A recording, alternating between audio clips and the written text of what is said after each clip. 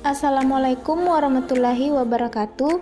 Perkenalkan, nama saya Dewi Bolang. Saya mahasiswi Universitas Megarizky Makassar, program studi S1 Farmasi.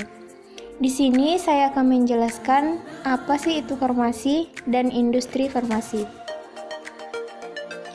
Farmasi merupakan profesi kesehatan yang meliputi kegiatan di bidang penemuan, pengembangan, produksi, pengolahan, peracikan, informasi obat, dan distribusi obat.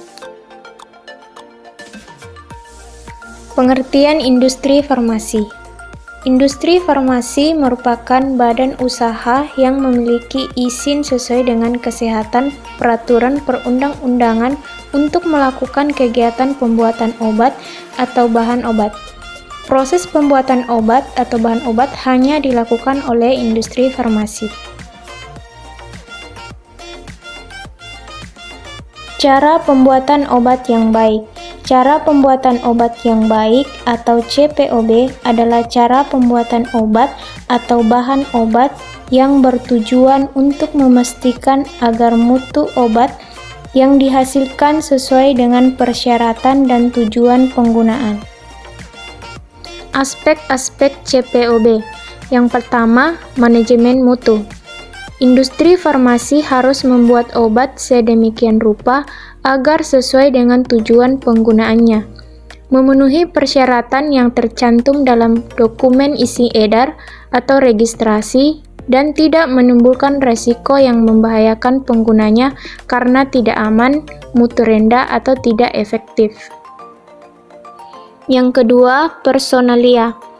Kualitas sediaan obat yang dihasilkan ditentukan oleh beberapa faktor penunjang.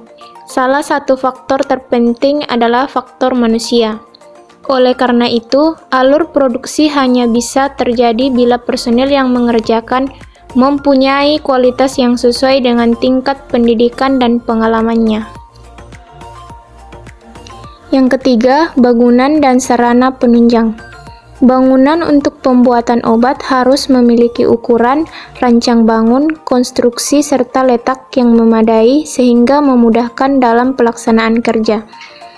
Pembersihan dan pemeliharaan yang baik sehingga setiap resiko terjadinya kekeliruan, pencemaran, silang, dan berbagai kesalahan lain yang dapat menurunkan mutu obat dapat dihindarkan dan dikendalikan. Yang keempat, peralatan.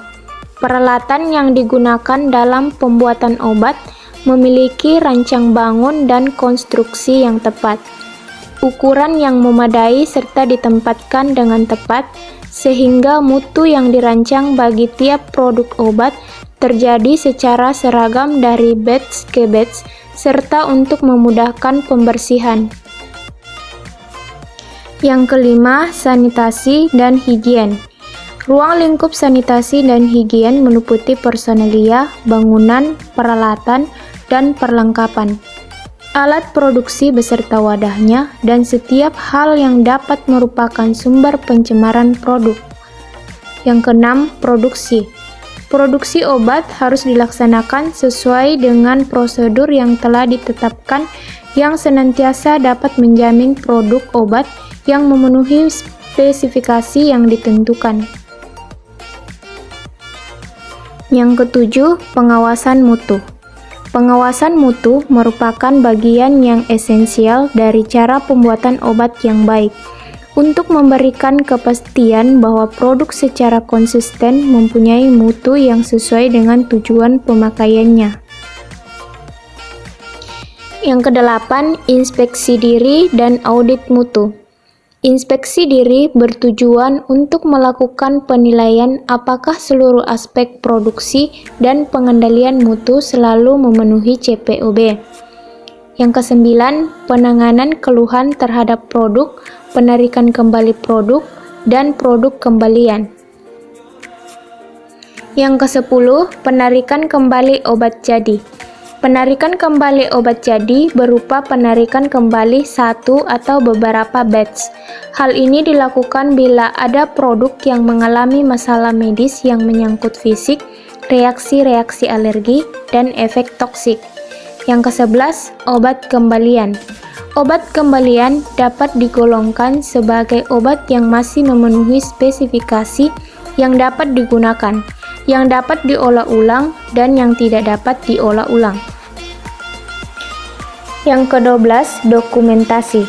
Dokumentasi merupakan bagian dari manajemen mutu. Setiap hal yang dikerjakan selalu terdokumentasi. Yang ke-13, pembuatan dan analisis berdasarkan kontrak.